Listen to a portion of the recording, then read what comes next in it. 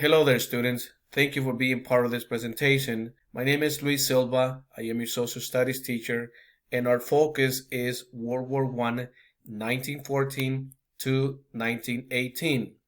Let me give you some background information into World War I. World War I started in 1914, and there were four main causes for this war. First is militarism. Second is a complex alliance system between European nations. Third is imperialism.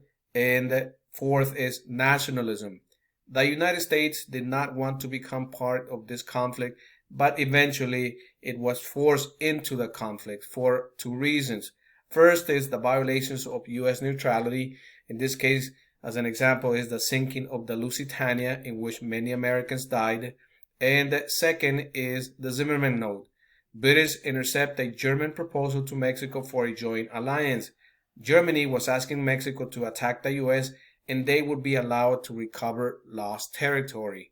In the spring of 1917, Germany returns once again to the unrestricted submarine warfare, and on April 1917, the United States Congress declares war on Germany. Some of the key factors that led the United States into this conflict is, first, German attacks on American shipping. Second, the Zimmerman telegram proposing an alliance with Mexico. And lastly, you also can include Wilson's desire to be involved in the post-war settlement. In order to win a war, a country must be ready. And in this case, the United States was not ready to fight in World War I. One of the first things that was actually done is Congress passed the Selective Service Act, which basically organizes a draft for soldiers to fight in the war. The American Expeditionary Force was headed by General Pershing, and this was the result of the Selective Service Act. And also, in order to win a war, a total effort must be placed by the nation. In this case, we have all aspects of the country mobilizing for the war effort, and this would ensure victory at the end. The war was financed by war bonds and income taxes from the 16th Amendment. Also, in order to win a war, there has to be total mobilization, not only by the public but also by the government. And the National War Labor Board was created, which helped mediate labor disputes and prevent strikes. In this case, you had the AFL, which supported the war effort, and you had the IWW, which opposed the war effort. The War Industries Board was put in place to set production priorities for the war, and the U.S. Food Administration, which was headed by a future president, Herbert Hoover, encouraged Americans to conserve food for the war effort. World War I actually boosted support for the 18th Amendment, which prohibited the sale, consumption, manufacture, or transport of alcohol for a couple of reasons. First, because it was to conserve resources. And secondly, due to the anti-German sentiment in the U.S. As you may know or may not know, beer is extremely famous in Germany, and it's a drink that's basically part of the nation. And in this case, the United States public did not want to have anything to do with it. Silencing dissent. In order to win a total war like World War I, the U.S. government needed the public to be fully invested in the war. And the Committee of Public Information was set up, and it was headed by George Creel to promote the U.S. war efforts with propaganda. The United States wanted to have as many Americans on board in order to make sure that there was a total victory. But at the same time, the U.S. government was deeply opposed to people not wanting to go to war or not wanting to have anything to do with war. In 1917, the Espionage Act was passed, which prohibited interference with the draft or war effort. And in 1918, adding to the Espionage Act, the Sedition Act was passed, which banned anybody from criticizing the government. In other words, if you were against the war, you had to stay quiet. You couldn't say it, because if you said it, it was seen as you going against the government, and ultimately you ended up paying a price for it. Also, like we mentioned before, there was this anti-German sentiment. People were very angry with Germany and they did not want to have anything to do with Germany. Also, with the Espionage Act, with the Sedition Act, many people felt that their First Amendment rights were being violated. And in 1919, Schenck versus the US, Charles Schenck was arrested under the Espionage Act for mailing leaflets to men eligible for the draft. He was basically telling them, hey, you know what? You don't have to go to war. You don't have to be part of this war. But the United States government saw this as pretty bad. So the Supreme Court basically supported the argument that freedom of speech could be restricted. In this case, Congress had the power to restrain speech if it posed a clear and present danger. Your First Amendment right basically was not there in this particular case because the court said that the national security was on top of everything during a conflict such as World War I. And as you can see here from this image, you have on the left-hand side, you have national security, and on the right-hand side, you have civil liberties. You see that national security takes basically top priority in times of crisis. In this case, you had during the French Revolution, the Federalists passed the Alien and Sedition Act, which basically limited, in this case, freedom of speech. During the Civil War, Lincoln's suspension of the habeas corpus is also another example in which basically national security supersedes civil liberties. And many people were not happy about this. They were very angry with the United States government. But then again, they couldn't complain because if they did, it would lead most likely to be convicted and spend many years in jail. The social impact on the home front.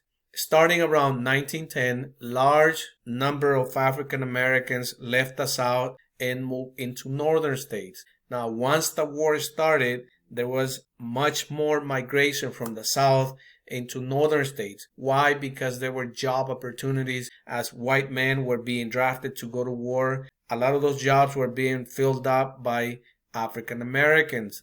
On top of that, you had nearly 400,000 African Americans who served in segregated units during the war. Sadly enough, they were placed in segregated units, and this was pretty sad because you had African Americans fighting for the nation and their efforts were not being rewarded, but instead they were being discriminated. There were race riots, which will break out in many cities in 1919. Remember, you had a whole bunch of African Americans who left the South in order to fulfill jobs that were being left by white men. But in 1919, all of those white men returned back and they wanted those jobs. And this led to many social conflicts. Women would play a key role in wartime factories. Women were the force behind World War I because they took the jobs also of men in the factories and they created all the weapons that the men needed in order to continue to fight. The sacrifices of women on the home front basically during World War I led to a 2/3 majority finally supporting the 19th Amendment, which gave females the right to vote. President Wilson was a well-intentioned man. He wanted the best for the world, and he came up with Wilson's 14 points. This was a proposal for what was going to happen after the war. The main idea behind his 14 points was to prevent another conflict. But what did these 14 points include? Well, we're going to look at some of them right now. Very important for us to see this humane part of President Wilson and how he wanted to contribute to the well-being of the entire world. Wilson's 14 points basically said that there had to be a guarantee of freedom of the seas for everybody. Eliminate economic trade barriers between nations. Military reduction had to take place in order to maintain peace. No more colonies. Self-determination, self-government, and no colonization. No more secret treaties. And lastly, it called for the formation of the League of Nations to help prevent another world war.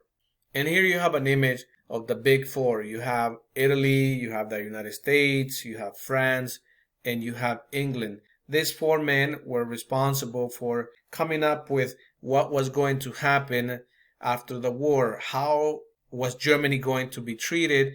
How was Germany going to respond to all of the damage that they had caused all over Europe?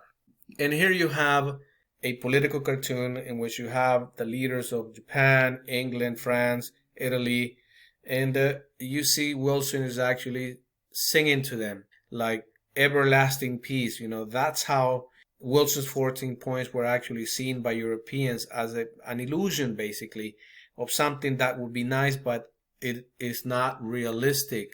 Instead of Wilson's 14 points, Europeans came up with the Treaty of Versailles. Much of Wilson's 14 points were actually rejected. Wilson did get, however, the League of Nations included into the Treaty of Versailles. But President Wilson also ran into problems here at home with the U.S. Senate.